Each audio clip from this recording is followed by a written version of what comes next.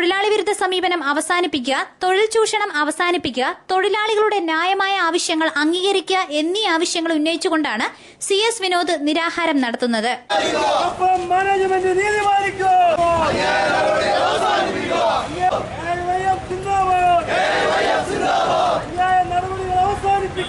New generation banks and insurance employees union AITUC സംസ്ഥാന secretary CS Vinod Kasaragod നടത്തുന്ന നിരാഹാര സമരത്തിന് പിന്തുണ പ്രഖ്യാപിച്ചുകൊണ്ടായിരുന്നു മാർച്ച് സംഘടിപ്പിച്ചത്.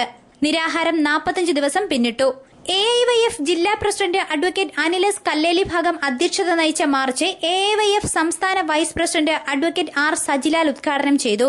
1960 കാലഘട്ടങ്ങളിൽ കേരളത്തിൽ ആരംഭിച്ച ഈ ഫൈനാൻസിയേഴ്സിന് ഇന്ത്യയിലെ വിവിധ സംസ്ഥാനങ്ങളിലടക്കം നിരവധിയായിട്ടുള്ള ശാഖകൾ തുടങ്ങുവാൻ കഴിയുന്ന തരത്തിലേക്ക് ഈ പ്രസ്ഥാനത്തെ വളർത്തിയെടുത്തതിൽ ഈ പ്രസ്ഥാനത്തിൽ ജോലി ചെയ്തുകൊണ്ടിരിക്കുന്ന തൊഴിലാളികൾക്ക് വലിയ പങ്ക് ഉണ്ട് എന്ന് ആ പങ്കിനെ വിസ്മരിച്ചുകൊണ്ടാണ് മണപ്പുറം മാനേജ്മെന്റ്, ആ മാനേജ്മെന്റ് നേതൃത്വം കൊടുക്കുന്ന MD ശ്രീമാൻ നന്ദകുമാർ അടക്കമുള്ള ആളുകൾ ഈ കേരളത്തിലെ വിവിധ മണപ്പുറം ഫൈനാൻസിയേഴ്സിന്റെ ബ്രാഞ്ചുകളിൽ ജോലിയെടുക്കുന്ന തൊഴിലാളികൾക്കെതിരെ പ്രതികാര ബുദ്ധിയോടുകൂടിയുള്ള നടപടികൾ സ്വീകരിച്ചുകൊണ്ടിരിക്കുന്നു.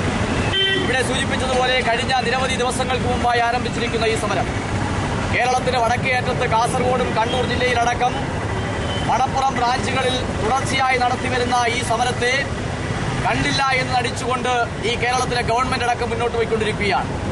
മണപ്പുറം ബ്രാഞ്ചുമായി ബന്ധപ്പെട്ട് തൊഴിലെടുക്കുന്ന ആയിരക്കണക്കിന് വരുന്ന ചെറുപ്പക്കാർ, ആ ചെറുപ്പക്കാരെ ചൂഷണം ചെയ്യുന്ന സമീപനമാണ് മാനേജ്മെന്റ് സ്വീകരിച്ചുകൊണ്ടിരിക്കുന്നത്. AIYF ജില്ലാ secretary Hari V Nair, president P Praveen, vice president Ashmeen Nagaruva, CPI Punalur മണ്ഡലം കമ്മിറ്റി സെക്രട്ടറി, CPI പുനലൂർ മണ്ഡലം secretary C Ajay Prasad, CPI Punalur west local committee secretary S Rejiraj, AIYF ജില്ലാ joint secretary RV Siju, AIYF ജില്ലാ vice president VS Praveen Kumar എന്നിവർ നേതൃത്വം നൽകി. I Mansoor, MS Girish, Rajesh Chittoor, Anoop Oommen, Ajivas, Sarath Kumar, Roy Philip, Jayakrishnan, Harshakumar, Sanesh, Arun, Shefeeq, Rajpal എന്നിവർ മാർച്ചിന് നേതൃത്വം നൽകി. News bureau, Punalur.